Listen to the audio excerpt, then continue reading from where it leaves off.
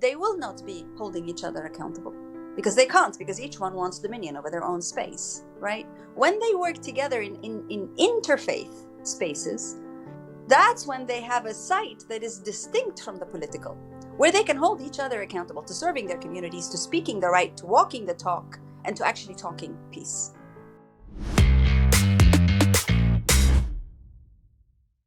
Today we have the privilege of speaking with Dr. Azza Karam, the president and CEO of Women's Learning Partnerships for Rights, Development, and Peace, and a professor of religion and development at the Vrije University in Amsterdam.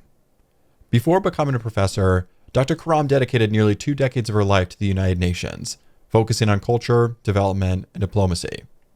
Notably, she founded the United Nations Interagency Task Force on Religion and Development, and has written extensively on multilateralism, which, for those new to the term, multilateralism is the process of organizing relations between groups of 3 or more states, a topic that is hard to imagine being more relevant and needed than it is today.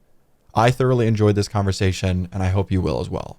So the first question is about interfaith collaboration in conflict zones. Given your expansive role in coordinating the UN's global interfaith network and considering the cultural and religious sensitivities surrounding the recent conflict between Hamas and Israel, how do you perceive the role of interfaith dialogue and collaboration in mitigating violence and fostering peace in such regions? Could you provide any instances where interfaith efforts have paved a path towards reconciliation or understanding in conflict zones?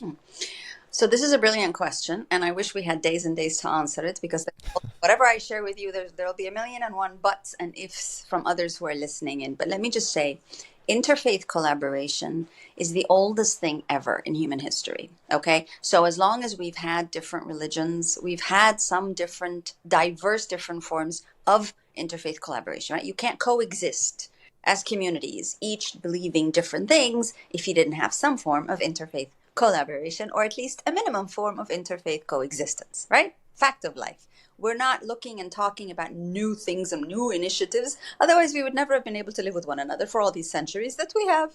So that's just a small background. The reality is that actually interfaith collaboration on peace building and peacemaking is an elusive goal.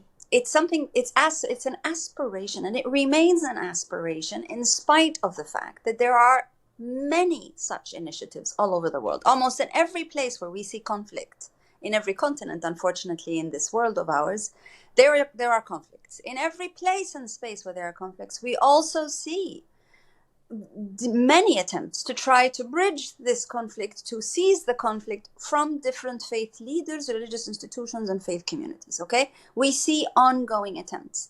If you want to go back to the origin of whether the United States or Australia, who basically took over the lands of indigenous people, that was the original conflict that our modern history knows, by the way. Some of this in the countries we're living in. In these contexts, that was a conflict. There were many attempts, whether it was from indigenous tribal leaders and elders, or those coming in to take over by the way, they usually come in and take over in the name of something religious, some godly, light, God's truth, etc. There were attempts to also just try to live peaceably, coexist in peace with one another, at the same time that the lands were being taken over and the locals and the natives were being chased or butchered or thrown into prison or have their children taken and put in schools.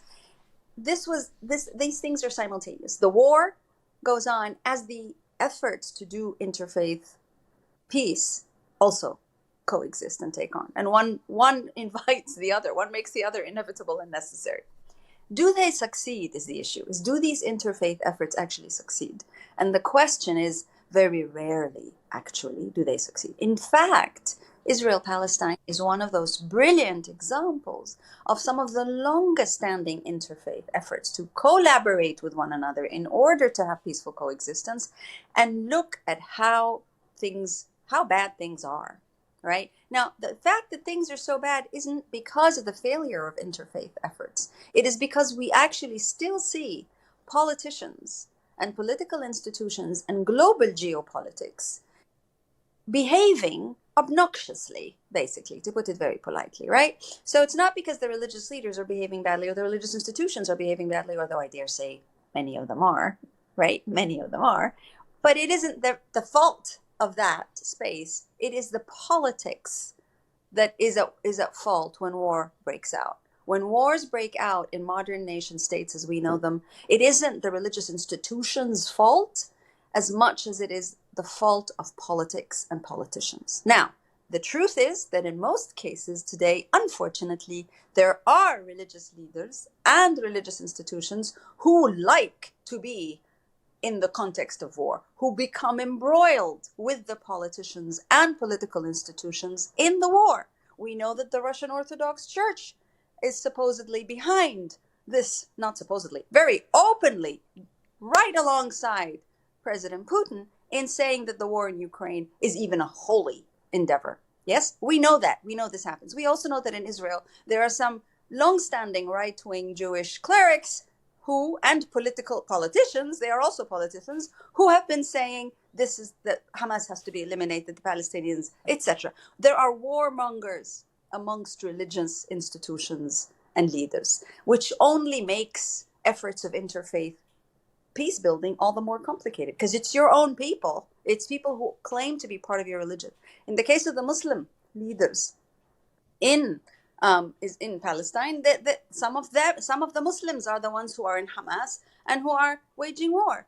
And they're waging war in the name of Palestine, which, by the way, is not Muslim. Palestine is Muslim and Christian. Palestinians are Muslims and Christians. Thank you very much. So, but you'll see that there are some of these religious leaders who are trying to make peace, but their own people, i.e. people who profess their own religion, are very much involved in the war. And that's the truth. And that's what makes it extraordinarily complicated for interfaith efforts to actually work. It's the politics of it, and it's the fact that some of their own are as heavily vested and invested in war as anybody else. So I have a question for you. What incentives do you see at play for religious leaders to promote or encourage war or violence in any way? Religious leaders are also, some religious leaders are also politicians par excellence, right? Whether it's here in the United States or whether it's in South Africa, whether it's in Colombia, some religious leaders are also politicians, are very vested in the politics of power and dominance in their own countries and in their own communities. And as long as that's the case, war will be as interesting and enticing an option for them as it is for any other political actor. And that's the problem. The problem is that religion and politics really, in an ideal, absolutely necessary setting, should not be this intermingled. We talk about Iran pejoratively. We talk about Saudi Arabia sometimes pejoratively because of the so-called link between the religious and the political. Israel, link between religious and political. It brings harm. Whenever the religious and the political are allied together, it is a recipe for harm. It is not a recipe for peace building. When does it become a recipe for peace building, which is actually the question you're asking? What would make it enticing for religious leaders and institutions to want to make peace is when they work better together, when they're actually collaborating, when the Christian and the Jew and the Muslim and the Hindu and the Buddhist and the Sikh, depending on where they are and how they are, and the non-believers are actually working together with a common interest. That is when peace and peacemaking is possible, right? Because they hold each other accountable.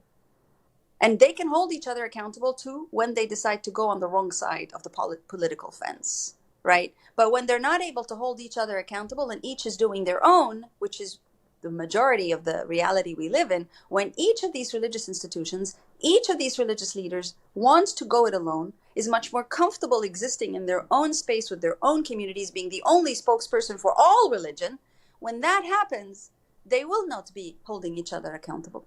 Because they can't, because each one wants dominion over their own space, right? When they work together in interfaith spaces, that's when they have a site that is distinct from the political, where they can hold each other accountable to serving their communities, to speaking the right, to walking the talk, and to actually talking peace. The minute one of them goes into the political space, then they become political protagonists, not religious actors. And as political protagonists, their stake is the same as anyone else. Which doesn't mean it's always war. It just means that if you look at the Christian Democrats in Germany today, it's not about being religious anymore. Right. They're not. It's a secular party, but they derive their values from certain Christian a long time ago. But they're Christian Democrats. They're a political party. They're not working with this church or that church or this. They're not taking sides religiously on any matter. They're working as political actors. And you know what? Kudos to them, because that's the ideal. If you decide to be inspired by your faith and form a political party and go into politics as such, then fine, you become a political entity. But you don't have the right to claim the moral spaces, all of them, all at once, because if you're going to be a religious entity that is committed to religious coexistence, multi-religious coexistence, you then have to be committed to your own religious actors and leaders like you in another space. And that's the advocacy we make, those of us who've been in this space for years, is keep the religious and the politics separately. Let the religious and the multi-religious, let that be the conscience, the moral conscience of communities, of nations, of the globe. But don't get involved in the day-to-day politics of your country or your nation or the globe, because quite frankly, when you do that, you will lose your moral authority. That's fascinating. So would you say you are in favor of the separation of church and state? You think I'm that in favor of religion and politics for sure. I am in favor of religions working together in any context, whether they are majorities, minorities, sub-minorities, sub-majorities, all faiths working together to serve the common good, and to do so by advising, by being the conscience for the politicians and the businesses and the everything. They can be the conscience, and they are anyway serving their communities. They should serve their communities together better. All the needs of their communities, educational, scientific, even public health, they continue to serve their communities. They do a better job of doing so together. They do a much better job of doing so together. Right now, they're doing so individually, right? What about you come together and join your resources so that you can serve more and better? But when the politics is taking place, you're the moral conscience. Together, you are not allied with the political parties and actors. That I am very much in favor of. That's the scenario that will help us as a world, but also as independent nation states, be better, behave better, serve people better. The common good is common to all of us. But if you decide to go into the political arena, you are becoming a political actor. You stay together with one another in the religious arena and adhere to the principles of your own faith that are shared and common, and continue to serve your people better together. There is the recipe for world peace. that's so interesting. I do think that that's often lost on modern Western audiences, in particular, the complete separation of culture and religion. It seems like you do believe that a lot of the culture that we take today is based off of religion of some sort. Can you talk a little bit about the importance you believe of religion in upholding values that we all agree are important? Sure. We wouldn't have had culture as we know it today if we didn't have religious belief systems and religious existence in our world. Some of the most beautiful architecture in the world today, some of the most beautiful art forms in the world today are inspired by religious values. If we look at the oldest hospices and clinics in the world, they were set up by churches and mosques and temples and synagogues, because those were the original sites of healing that took place. If we look at art and poetry, we will realize that it's deeply inspired by faith and principles of faith. So the idea that you can have culture disassociated from religious values, religious existence, is absolutely ludicrous. It's ludicrous. Some people will use the French example and some British examples and European examples generally to say, well, nobody goes to church anymore, therefore this is a secular society. Really? Work backwards from where that church is built, why that church was built, and how that church is built. And you will realize that this idea that the religious never had anything to do with the cultural and the political is absolutely untrue. That in fact, that church structure, the way it was built, reflects a way of thinking and a cultural norm and value. And yes, the culture is more secular today. They less value the religious sites and spaces, but that doesn't mean that people have lost their values. That doesn't mean that you're suddenly talking about a secular society in which nobody has any values whatsoever. Not at all realistic. Culture in most parts of the world, if not everywhere, is derived from religious values, inspired by religious values. That is where our original cultures come from. It's what we believe in. right? So from the pharaonic times of Egypt, we know that it was even the same guy. It was the pharaoh who was supposed to be the religious leader, the key religious leader. But look at what the pharaohs built and left behind, and tell me that's got nothing to do with religion, really? Our values inspire our culture. Our culture helps us rebuild, invigorate, and strengthen and celebrate our religious values. That's what cultures do, actually. It's a mutual connection. You take away the religious, you'll find yourself with a very empty cultural shell. That is the truth of how we exist today. So when we speak about culture, we're actually speaking about different forms of religiosity and values that are inspired by, inspiring, and determining our cultures. The United States of America is not a secular culture by any stretch of the imagination. It is a culture that has everyone's beliefs in it and part of it, informing it and being nourished by it. It's not a secular culture. No culture in the world is secular.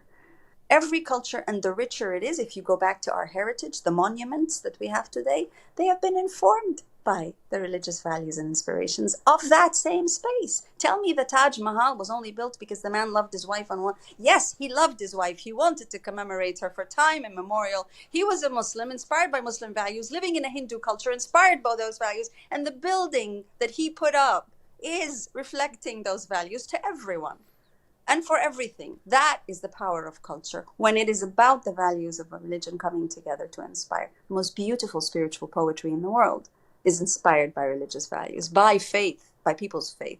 So I'm sorry, culture is very much about all religion. I think I agree with you. Like, candidly, I'm not religious myself. However, I do almost worry because of the sort of modern, enlightened, college educated groups of individuals who look at religion and say that we're past the need for this and we've now evolved to the point where we have no use for it. And I think that that's incredibly ignorant, potentially. I'm curious your thoughts on, do you think that we should be striving to move past religion, or do you think that it's important for us as communities, individuals, for fulfillment in life or anything else? Hmm. I don't think human beings are capable of living without any value system. I think that that's actually the point of no return for our entire planet. And as you can see, it is definitely a point of no return for, because we've lost touch with our common values. And our common values are very much based on faith and spirituality. And spirituality is rooted in so many different religious practices and understandings and norms and so on. What we have as values, Thomas, comes from the realms of faith and religion. And faith is about religion for most people around the world. What I think we are seeing very legitimately happen is that the religious institutions, which have become the key signifier of religion, we've lost faith, many of us, in our religious institutions. And that's a fact. But we've also lost faith in almost every other institution as we see them today. We've lost faith in political parties. Some of us have lost faith in governance and governments. Institutions today are at their weakest in terms of efficacy, efficiency, credibility, legitimacy. All kinds of institutions are suffering a crisis of legitimacy, and certainly a crisis of efficacy, right? Yeah. All of them. Our religious institutions are, I would say, some of the first to suffer this loss of credibility and loss of legitimacy and serious questioning of efficiency and service to communities. We have to see that and acknowledge it. Religious institutions have to see it and acknowledge it, and I think they do. And because they do, many of them are embarking on so many efforts to reconnect with their communities, with serving people, with being global advocates for peace and peace building and saying the right things. And I think religious institutions, by and large, are very aware of the loss of credibility that they suffer. As people who are not necessarily either in politics or religious institutions or anything, as people in a society, I think it behooves us to distinguish between the loss of credibility that religious institutions have and are going through and are trying to remedy, and not always doing so very smartly, and faith, beliefs, values, right? We cannot afford to live without our values. If anything, We see what is happening today, the survival of the fittest, right? The one with the most weapons, the one with the most money, the one with the most military installation. We see that becoming normal everywhere in the world because we've lost the values that underpin actions, that inform the right and the wrong. As we lose values, we lose the credibility of the world's largest value-based institution, and that's the United Nations, actually, as with as much credibility to the fact that it is definitely also at a very serious crossroad institutionally, but this is actually built on human rights. And human rights was that which is common in values to all our belief systems. If we didn't have religions, we wouldn't have had belief systems, we wouldn't have had values. And we wouldn't have had human rights as we know and understand them today. They're built on the common values. Now, you can't tell me that's not important. Our faiths matter and matter greatly. Our institutions are desperately in need of help. So I think we're in agreement that Palestine, Israel, Hamas, IDF is a, let's say, not ideal scenario. And I'd love your thoughts on, are there interfaith collaboration examples elsewhere in the world that are shining examples of what we could achieve? And following up, why do we think, like, are there any actors at fault or for blame as to why the situation has become so awful in Israel and Gaza, particularly right now?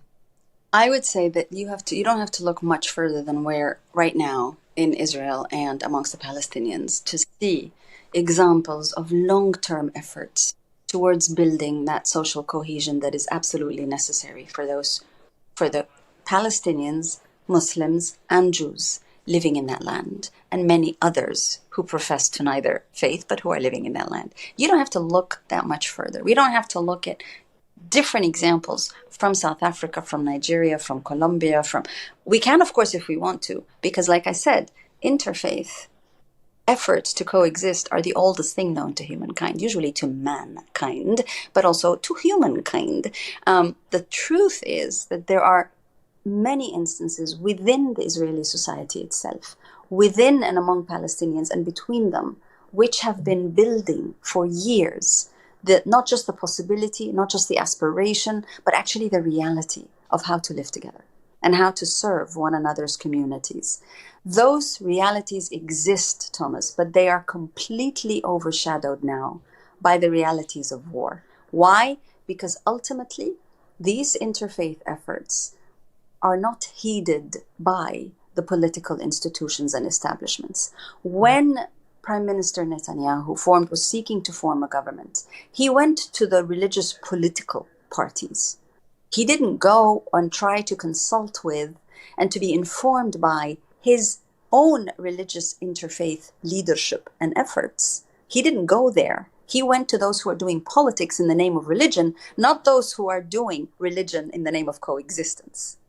And that's the difference. When you go into the political space and you ignore your own interfaith heritage, which is significant in Israel and Palestine. When you ignore that and you take the warmongers, you will have war, you will do war, and guess what? It'll be religiously justified on all sides. And that's the same, by the way, with Hamas and the Palestinian, the PLO. Because if they were to listen and integrate some of the learnings from their own communities that are built on the interfaith coexistence efforts that have been taking place for decades, they may be better leaders because they will be informed by that reality of coexistence rather than by the deep sense of humiliation that still rankles deeply in the conscience of most Palestinians around the world. That there has been a serious series of humiliating efforts and attacks against the Palestinians since 1948. Time to do something about this, guys. Right, let's go to war, because they're now some of those who feel the accumulated humiliation are now committing atrocities. Yeah. Plain. You can deal with that by trying to bomb the heck out of them, which I'm not quite sure what it would heal. It would create The efficacy. more humiliation, more pain, more resentment, and more determination to seek revenge. But if you had been just a little bit better informed by your own interfaith peace-building efforts, you might have made a different decision on all sides. That's very interesting. I am curious your thoughts. I'm studying this right now, trying to better understand the region. I'm curious your thoughts because it's not clear to me. Do you know what percentage of the Muslims in Palestine today are open to the idea of living aside their Jewish neighbors versus hopefully a vast minority who has more of the Hamas take where they would prefer to see Jews exterminated? Any thoughts you have? There's actually very little that wants to see Jews. It's not practical. It's not even remotely realistic that you would want to see Jews who are part of your faith. We Muslims believe in Moses, very much pray to Moses 5 times a day. Moses and Jesus and all the prophets 5 times a day. The average Muslim who prays will pray in the prayer to Moses and Jesus and all the prophets till Muhammad's time and after. This is what Muslims believe in. So the idea of exterminating Jews is not, it's not normal. It's not. Yes, you're angry with the Jewish state, right, but that's absolutely, different. because of what it has done. But that's different. Thank you. And it applies the other way around. Trying to exterminate the Palestinian Muslims is about as ludicrous as it's going to be, and pragmatically. The thing is this. When people feel humiliated because of what has been done unto them, whether you happen to think that what has been done unto them is credible or not is really beside the point. When people feel humiliated, again, like the indigenous peoples here in the United States and Canada, have felt decades of humiliation. You can argue and say, well, you really need to get over it, right? Because you've got opportunities now and you're doing this better now. But if you do that, Thomas, you're ignoring a people's deep-seated sense of humiliation, pain, and agony. Not a good idea, generally not wise. Yes, that doesn't mean that they're going to come back and haunt you and commit atrocities against you. Of course, it doesn't mean that everybody will react that way, but some will. Some will, right? And why would you want to run that risk if you're trying to be a good governor? Why would you want to run the risk that some will come at you? And it's not just from the Muslim faith tradition. Please look at our own history. Please look at how did Rabin get assassinated? Who assassinated Itzhak Rabin when he was trying to make peace with the Palestinians? It was your own Jewish extremists. So like, hello, can we just please take a pause here from thinking it's about Jews and Muslims and whatever? And it isn't. The question of Palestinian nationhood isn't about Islam. Palestinian nationhood is about Muslims and Christians and non-believers who happen to be from that part of the world to whom this is home and has been home forever and ever, just as long as it's been home for any other Jewish person who lives there and comes from there and emanated from there. It isn't a religious question. There are some people who are very, very angry. Yes. There are a few of those who commit atrocities. Yes. But does that mean that the Muslims would like to see Jews exterminated? Absolutely not. What it does mean is that they've been working together and living together for a long time, and those are the efforts we need to uphold and learn from and support. So instead of spending so much money on military hardware, you might want to try to support some of those interfaith efforts and magnify their impact and help them do more, better, to serve all communities at the same time. That's what we need to do. Please never, ever believe that Muslims want to exterminate Jews. We cannot exterminate our own. We don't wish as Muslims to exterminate anybody. We're supposed to be honoring all people of faith.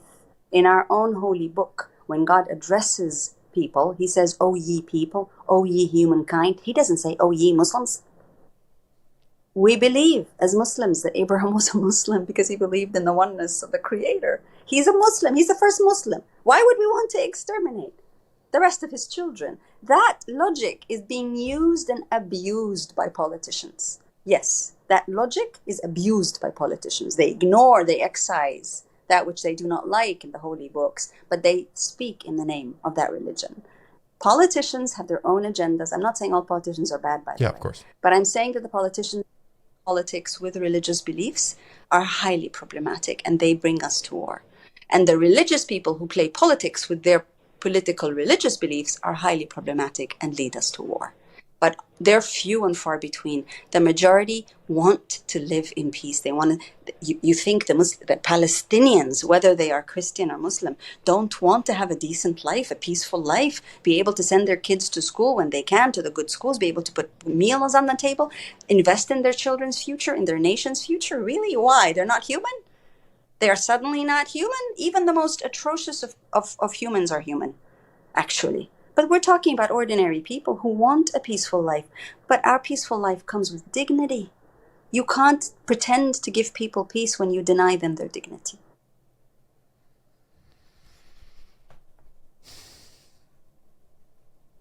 I think that the whole purpose of this podcast is because I think conversations like this are so helpful to sort of take, because we know that humans are more strongly affected by negative than positive emotion, which is one of the reasons why media outlets and major news sites push very controversial points all the time, because if they don't get as many views. I'm curious your thoughts. One of the reasons why I think that people are pushed to both sides of this topic in particular is because neither side wants to cede any ground at all. So if somebody were to cede ground to share that it is extremely reasonable that you're going to have a sort of Hydra effect, where as you bomb Palestine, you're going to create three new, let's say, individuals who are not massive fans of the Israeli government versus before you put down that strike. And then on the other side, is it fair to condemn groups that are very actively pushing forward a narrative where they don't want to see Muslims live side by side with other religions? Or particularly, I think Jewish is the one that I see the most common, but I don't know if it's broader than that. So let me respond in a certainly interesting way. First of all, let's take the example of Hamas. Hamas would be a much better governor of the territory that they're in if they were a little bit more inclusive and considerate of Palestinian Christians and their needs and their aspirations, and a little bit less heavy and intent only on their understanding of the Islamic side, right? Their interpretation. And their interpretations of the power that they want to leverage, right?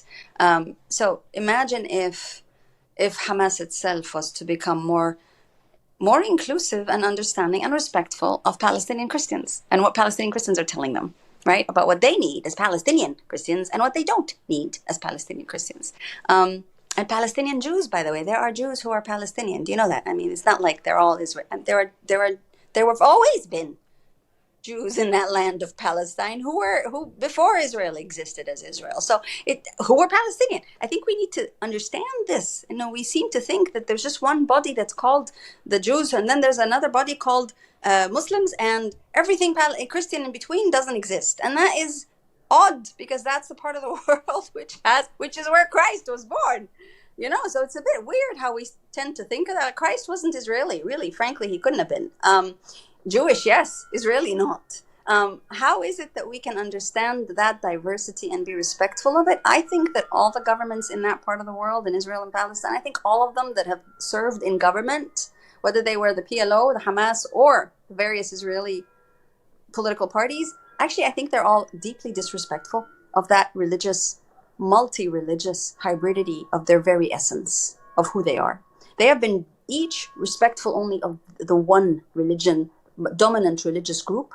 By the way, that doesn't mean that they're respectful of the religion. They're trying to use the specific religious group, but they have not been respectful of the diversity that is and defines that part of the world more than any other part of the world. The deeply religious values in that region that have inspired the rest of the world's religions, quite frankly, right?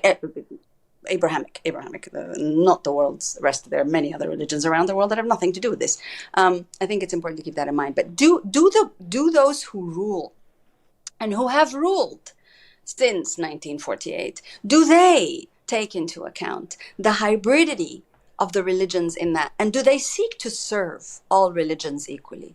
It's just a simple question. To what extent have governments in the State of Israel since 1948 sought to take into consideration, to work with, and to serve all religious communities in that part of the world that they're supposed to preside over? Simple question. Let's look at the data and the evidence. I'll bet you my life it is not going to be terribly complimentary about how those governments have actually sought to honor the land that they stand on by respecting and including the needs and the aspirations of the three main religious communities in it. They have selected the specific ones they want to represent, but they have not necessarily honored the three religions that have been brought up in this space, that this space nurtures, that this land quintessentially nurtures for all believers of those three religions around the world. That's the way I'll answer your question. Because quite frankly, I think in the old days, when we had good politicians, they were supposed to be demonstrators of the art of compromise. Good political leaders were supposed to be the designers, the greatest designers in the art of compromise. Yes, Nelson Mandela, Gandhi, names we only hear. Even Martin Luther King Jr., the art of compromise that includes discourse, that includes efforts to compromise. When we talk today about an absence of leadership in our world, everywhere in our world, north, south, east, west, we are quintessentially talking about the absence of those who know to compromise in such a way that nobody's dignity is lost. But we honor the dignity of all. So Dr. Karam had to jump at the very end of our call, so we didn't get to do a very formal or long goodbye. But if you enjoyed that conversation, and if you would like to learn more about the work that her organization is doing in promoting women's leadership, civic engagement, and human rights, let me know. And there's a chance that we might be able to have Dr. Karam back on for another 30-minute conversation. So thank you so much for listening to this. And please give me feedback, everything that you like and dislike, so we can make this better and more engaging for everyone.